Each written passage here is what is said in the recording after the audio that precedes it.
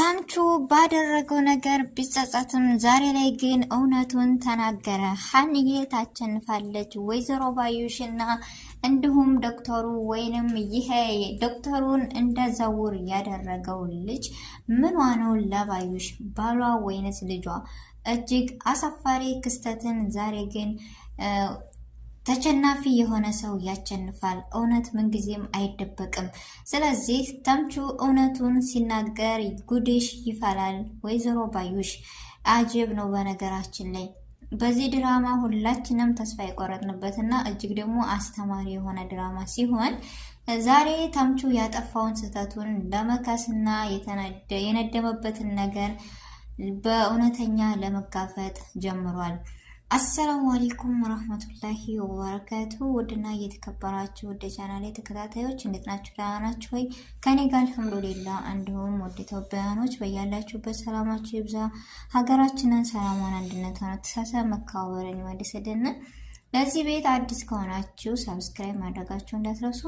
ነባር ቤተሰቦቼ ስለምትሰጡኝ አስተያየት ሰዓታችሁን ጊዜያችሁን ሰጥታችሁ ስለምታከብሩኝ ስለምትከታተሉኝ እጅግ አመሰግናለሁ። ዛሬም ነገም ብርታታችሁ አስተያየታችሁ አይለኝ ውድ ቤተሰቦቼ እና ዛሬ የክፍል 51 ምን ይፈጠር ይሆን? የሀንዬ አባት እንዲሁ በሕክምናው ምክንያት አደጋ ላይ ነው ያለው።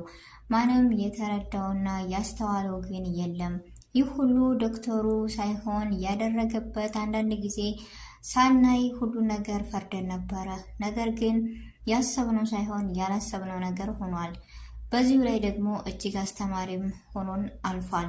ወይዘሮ ባዩሽ ለወይዘሮ ሜላት እንደምናውቃት እጅግ የእጅ ጓንት እንደሚባለው ቀኝ እጇ ነበረች፣ ጓደኛዋ ነበረች። ግን በዚህ መካከል ጓደኛም እንደዚህ ያደርጋሉ ብለን የተማርንበትና የተገረምንበት ድራማ ሲሆን ዶክተሩን ደግሞ ሳያቅ ወይም ሳናቅ ፈርደንበት ነበረ። ለመፍረድ አለመቸኮልን ተምሬያለሁ።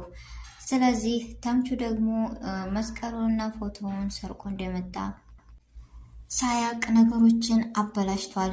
በጣም አዝኗል። ሀንዬ እንደዛ ሆነ ስኮን ሀና እኔ አሁን የዴን ውጤቱ ተምቹ ሲሰማ የደም ውጤቱ ጆሮ ሲጠይቃት የነሷ የእርግብ እንዳቸነፈ ሲያቅ እጅግ ተጸጽቶና እጅግ ተገርሞ ነበረ። ስለዚህ አሁን ላይ ግን እውነቱን ሲያፈርጠው እውነቱን ሲጋፈጥ እጅግ የሚገርም ታሪክ ወደፊት አለ ቤተሰቦች።